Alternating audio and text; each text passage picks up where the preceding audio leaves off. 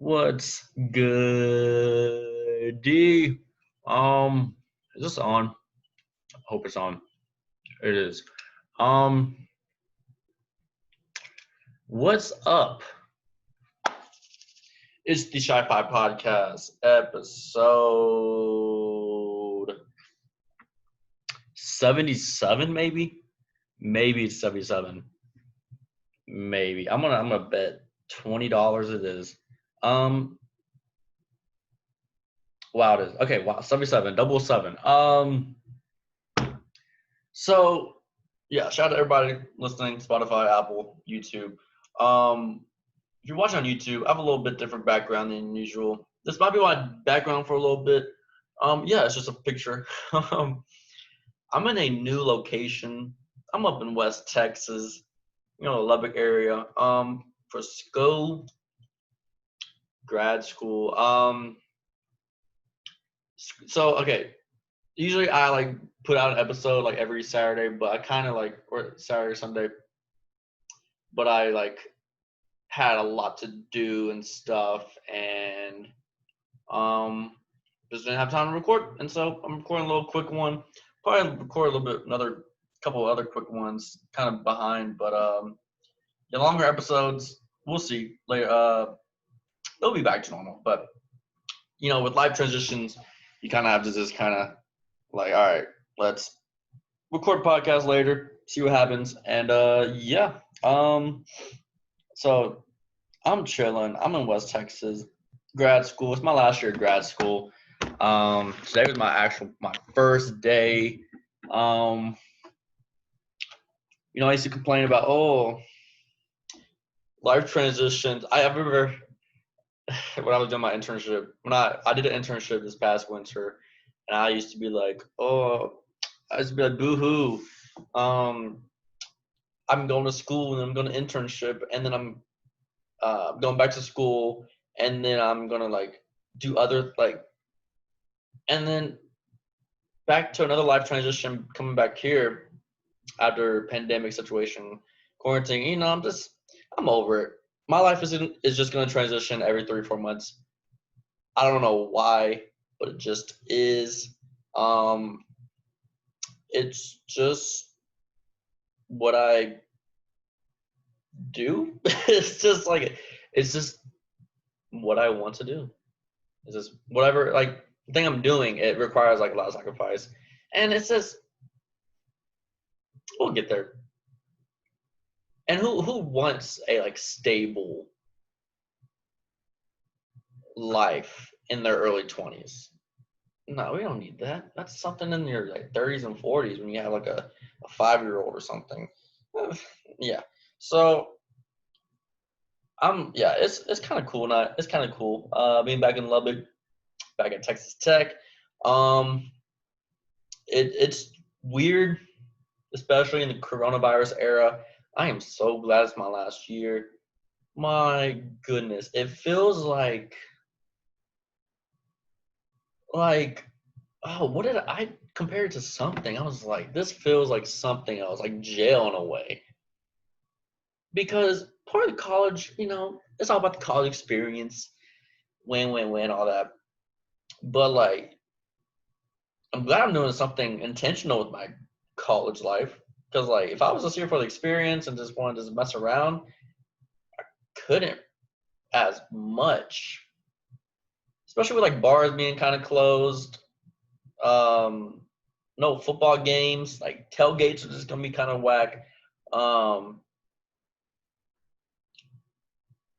Nobody knows for sure what's gonna happen with college football. I don't know. Apparently there's like our Texas Tech COVID cases are kind of going up. I think we're at a 200 right now. Active, maybe. But the thing that I'm annoyed with,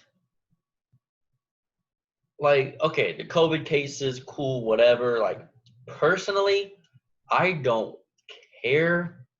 Like, I'm not annoyed about getting the virus or like that situation. I'm more annoyed about how delicate and fragile the academic year could be. Like in a week, school can get moved online, life can change, boom. Like it's almost just like everything is pending week by week. And I'm kind of jealous of other colleges right now. Like some colleges are just all online. They have the online option or anything.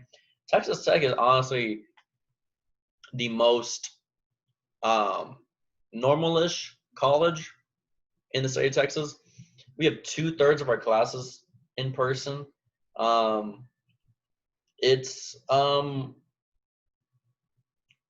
definitely weird because it really feels like Tech is trying to be normal. I was talking to somebody that was here in the summer today in Lubbock, and they were just saying, yeah, the city of Lubbock is just done. They're fed up. They said the coronavirus is over. Like they themselves said COVID is over in Lubbock, Texas. And hey, I get it because like what else is there in Lubbock besides Texas Tech? Like without Lubbock, without Texas Tech as a college, and like the people around is depressing. You know, the tech students liven up the city a little bit. Um, I saw Alabama, University of Alabama had 500 COVID cases, and it's just like, okay, are they gonna like suspend school? I mean, I saw North Carolina and Notre Dame move school online this past week. The thing about it, I am personally not scared of getting the virus. If I get the virus, it's okay. Like that's why it's like kind of I understand how like tech is like really trying to push school because college students will be perfectly fine. None of us, I mean, I don't think no college student is going to die right now. Okay, well, I'm clear that up. It would be extremely rare for a college student to actually pass away from the COVID. Doesn't mean it's right, doesn't mean like it doesn't mean, but like when you put money as a factor for some of these cities, when you put money as a factor for these colleges, like they're perfectly fine with saying money before humans. And that's just how every company is in the world. And if you think your company cares about you more than their money, then you are wrong and you should have never thought of that ever. So they will fire you in a heartbeat. But yeah, I'm just more annoyed but okay. But I think yes, it would be actually bad because, even though college students won't die, but they have the virus, when we're sent out, like take for instance like Thanksgiving or something, or like when we go like Labor Day weekend coming up, we'll be going back to these hometowns, and it's just like it'll just double, and then it's just going to be around actual older people that are very at risk. So that is where the problem lies. That's the strongest point about actually purposely shutting down schools and moving online. So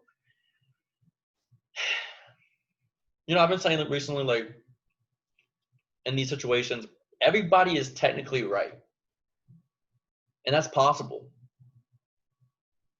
Like I understand everybody's reasoning with the whole college versus students situation. Everybody's got their own wants and needs, and they're different, always different from each other sometimes. But yeah, that's all. It'll just be intriguing to see these next 4 weeks nationwide because, like, if 90% of schools are just like, we're going online, then those 10% people, colleges are probably gonna be like, maybe we should go online type of thing. So yeah, it's definitely interesting situation to be in college right now. Just kind of glad it's my last year. Yeah, we'll see. Yeah, we'll see. This kind of stinks how like everything is just kind of up in the air right now, a little bit paused. I think we'll have a definitive answer late September, early October if we're just gonna go through with this semester. Yeah, kind of stink. And there's always loopholes, and you know, I've been kind of chill with not buying an apartment right now because even though if the apartment says something about you get your money back if the school gets shut down, what if the school gets 95% shut down? That's technically not all the way shutting down. There's so many loopholes. And it's just like, let's just pause for a second. I'm just very lucky and blessed to have a like family house in the Lubbock area to just kind of like pause and just wait it out just a tad before committing a 12-month lease, you know? So yeah, that's all. that's all. It's just kind of tiring. Just kind of like, let's get this over with. Yeah, it's my last first day of school. Yeah, so I think that's about it with that situation. That'll definitely be a day by day thing. Um, will be very interesting. All right, it's time. Do I need? Let's see. Do I need to apologize? Oh wait, one second. What was this? Just I was listening to somebody. I was talking to some people earlier, and they were just saying how much sometimes they understand when they're being annoying. Because there's a lot of oversharing in this world right now. There's a lot of over talking right now, and I'm like, oh yeah. I used to overshare a lot, like on like social media or friends, and now I'm just kind of like, you know what? If you want to know more about me, talk to me more. Talk to me more. So I used to kind of. That was definitely something I learned this year. It's kind of like, you know what? I don't need to overshare. But it was very interesting and self-reflective. Look at me look at me having self-reflective conversations with people. It's very adulty, whatever. And that's why I don't really promote my podcast as much because I'm like, I don't think many people would want to hear me talk for 30 or an hour a week. Yeah, people don't need to know that much. Maybe. Some, maybe, whatever. That's all. Okay. Um, I'm recording this 2 days after the LUKA shot, the shot of the decade so far. Mavs fan here. Dallas, in and out. Wow. Let's talk about the LUKA shot. I know it's like 2 days late. Game 5 is actually tonight that I'm recording this. So I don't know what's going to happen, but this will be out after Game 5. So if you're listening to this and you're just like, this is kind of old, skip this part. Or no. I'll keep that in mind when I'm talking. Luka Doncic's shot, Game 4, Sunday night, was a turning point in the NBA. It was I tweeted like it was a cultural reset. And I was not lying. I was not lying for 1 second. It was a cultural reset. I haven't seen that much of a reset in the NBA. I mean, since the 2016 year of KD going to the Warriors, LeBron winning, Steph's shot against the Thunder in the regular season. This was a just like, yo, Luka Doncic is officially the best player in the NBA. This man is averaging like what 30 a game, 30. I'm estimating 38-8 in his first playoff series. 21 years old. I mean, this is like LeBron MJ-ish. With these players like Giannis, Kawhi, like they weren't this great at 21. They were not. And Luka Doncic won Game 4 without Kristaps Porzingis. The second best player that day was what? Trey Burke. Literally, there's this weird thing with Rick Carlisle coaching these weird guards. Trey Burke, Seth Curry, Tim Hardaway, another guard. Yeah, it's just Luka just is doing this without like a great superstar with him. Game 5 tonight is without Porzingis again. I'm getting a little worried about his knee. I'm not like extremely worried, but just kind of like it's just we've seen this before. We've seen this tall people and their knees like they don't get along. And I'm not like mad at Porzingis. Like it's his decision. It might not be his decision alone. It's probably like the training staff just like watching out. But it's just kind of worrisome. It's a little worrisome. Definitely tough. Definitely tough. I cannot believe the Mavs have a chance, honestly, right now against the Clippers.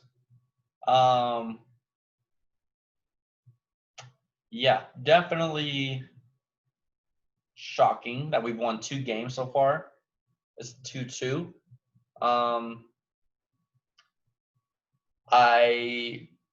Man, if we had Porzingis tonight, we would have won.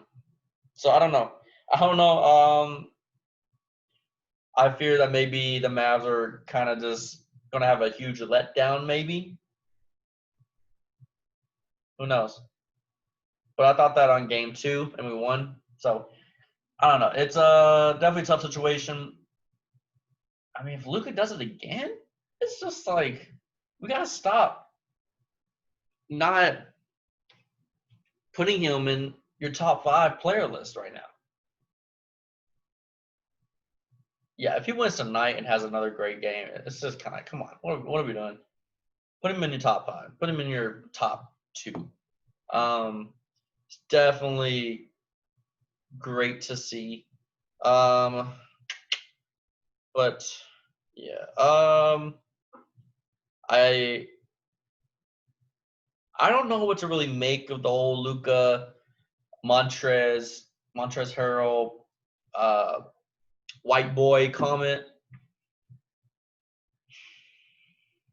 I don't know. I think it's only really like a buzz right now just because of the whole like the NBA having a strong Black Lives Matters movement. Equality, it's definitely sensitive. But I don't know. It's just one of those things where like it's just so ingrained in basketball culture. The whole like the white boy playing basketball. I mean, I saw this growing up, just like with just in general when there was a white kid on the court. You literally say, "Get the white kid." When you're playing defense, like because it's so rare, and that's all. And yes, if you reverse it, yes, it's racist. So should it reverse, and then you get to reverse racism? I don't know, man. I'm not gonna comment on that because it's just kind of like, or you just chase your tail at that point. I don't know. I think everyone was like kind of quiet about it because they just kind of knew like that's just always been a thing forever. I don't know. Whatever. I don't even think Luka cared much.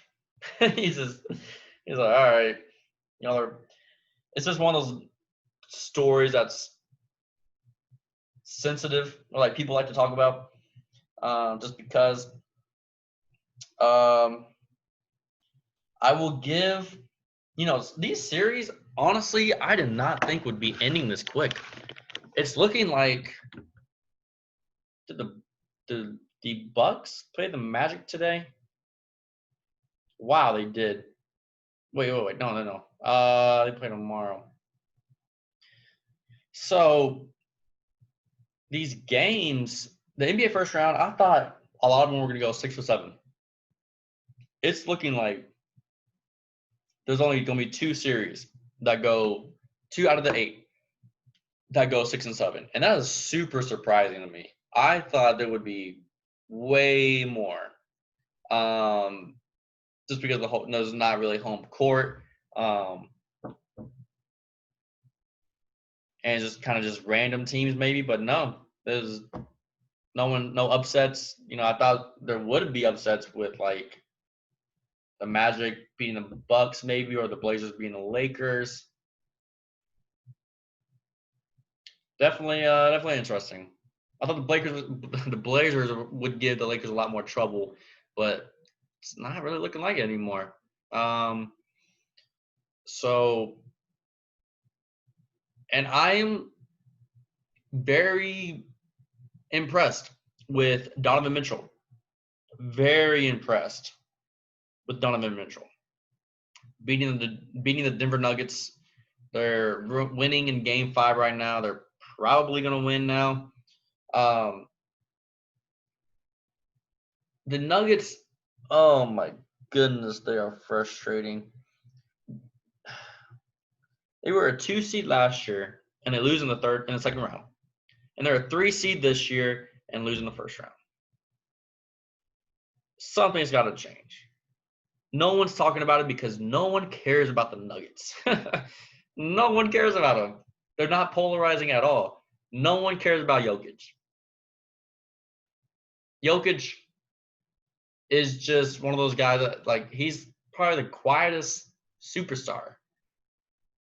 I don't know if he's a superstar anymore. Maybe a star. But just, like, no one cares about the Nuggets. It's so interesting. But, yeah, that was definitely a weird situation. Let me see. Let me see something.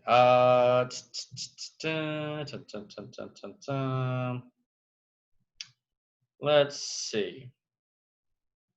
Yeah, very surprised. Man, if the Mavs beat the Clippers and then they have to play the Jazz in the second round, okay, that could be very interesting. That's very winnable for the Mavericks. Man. I'm impressed with Jayson Tatum. Those 2 guys, Donovan Mitchell and Jayson Tatum, I've been very critical of just because they haven't had much playoff success. I know Jayson Tatum had that run his rookie year, but there was a lot of just randomness that playoffs, and I was like, let's see more. Tatum really has evolved as a scorer. I think was it last year, or was it this year? It was his first year that he scored 30 points, and now he's kind of doing it consistently, which I'm like expecting since people are trying to get him to be a top 10 player right now. But yeah, it's very impressive. So I'm impressed, very impressed in the first round with Tatum and Donovan Mitchell. I kind of knew Luka was going to kind of do this a little bit. I was praying for a 07 LeBron run in Luka. I think it very potentially could happen. But yeah, Celtics sweeping the 76ers. I feel so bad for the Philadelphia 76ers because they've been sacrificing so much. They went through hell and then more hell and then a little bit more just to be 1 game away from the Eastern Conference Finals, aka last year. That was it.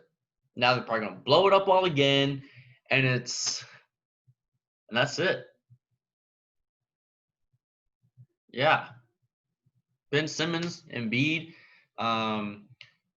it's really looking like that. They lost a lot of people. And Al Horford, he has been so trash. I thought he was okay, and I picked the 76ers to be the Eastern Conference champions. I am so embarrassed with that prediction.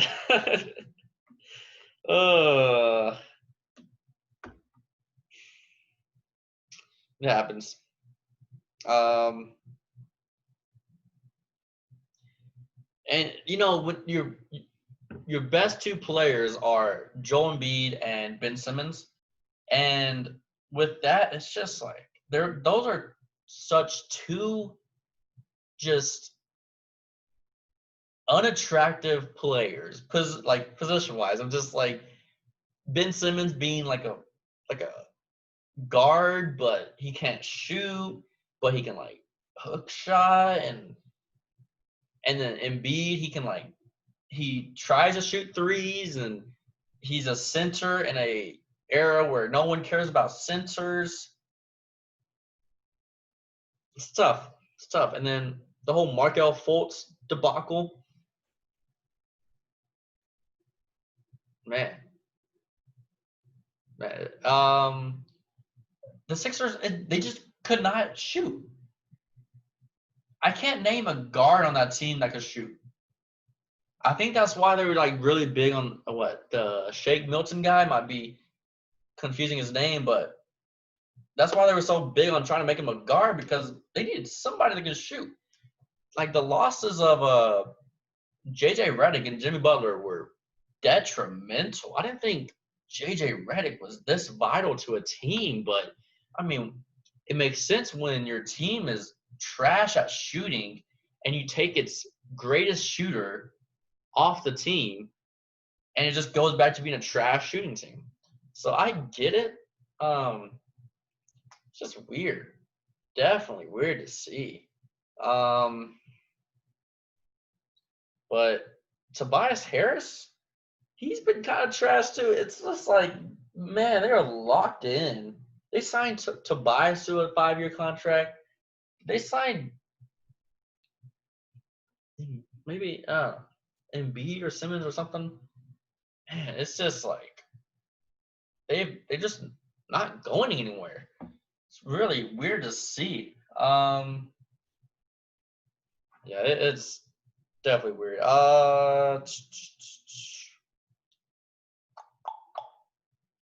Yeah, we'll see. Bucks looking good. The Heat looking good. All my predictions were right. We're right in the East. Bucks, Heat, Sixers. No. Bucks, Heat, Celtics, Raptors. Pretty predictable. No one thought the Pacers would win. I predicted the Rockets to beat the Thunder, but that series got weirdly spicy. I thought, yeah, weirdly spicy. And then I picked the Nuggets to play the Clippers in the second round.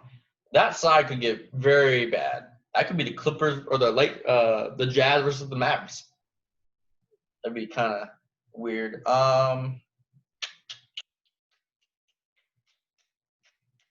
What else? Yeah, I keep saying Luka is the next LeBron. I saw that LeBron elbowed Gary Trent Jr., one of the Blazers players, and then someone found a picture of him elbowing Gary Trent's father, Gary Trent Sr., and just shows you how much like LeBron has been in the league. And I was thinking, I was like, man, that has to help your mental or your confidence with that. Like, you're playing against the children of the players that you first got into the league with. You're playing their children. Like, that has to help your mind in a way. Like, I'm not gonna let my friend's kid beat me. I'm just trying to think of like my friends when I'm like 40, and my friend has like a kid that has like 17.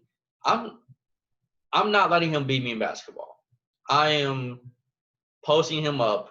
I am manning up, and I will swish it off the glass for sure. So yeah, just seeing like LeBron, just like you're playing against some of your friends' children. So that has to help your confidence a little bit. All right. Let's wrap this up. What's there? Song of the week shoutouts. Song of the week, man. Let's give it to Nas, man. Let's give it to Nas. Spicy, featuring Fivio, Foreign, and ASAP for Nas's new album that came out. A lot of people like that, the new Nas album. It's kind of weird to see in 2020. Kind of weird. You know, he made it with that producer Hit Boy, who is very well known, or very youngish. So I think maybe Nas having a producer that was very young and kind of just trendy helped him a little bit. Yeah, that's all. Yeah, spicy. Fabio's interesting. Double XL, new freshman. He's a late bloomer, kind of old, but he's getting there. All right, that's about it, man. Oh wait, shout outs. You know, I'm gonna shout out Texas Tech. They're working hard. They're trying. You know, they're trying. They're trying to be good. They're trying to work things out with all the hate in the world. But I get it. They're trying. They're trying. So shout out to them. Yeah, that's about it, man. That's about it. Yeah, thank you for watching. Peace. Yeah, pretty cool. Yeah, that's about it. See ya. Peace.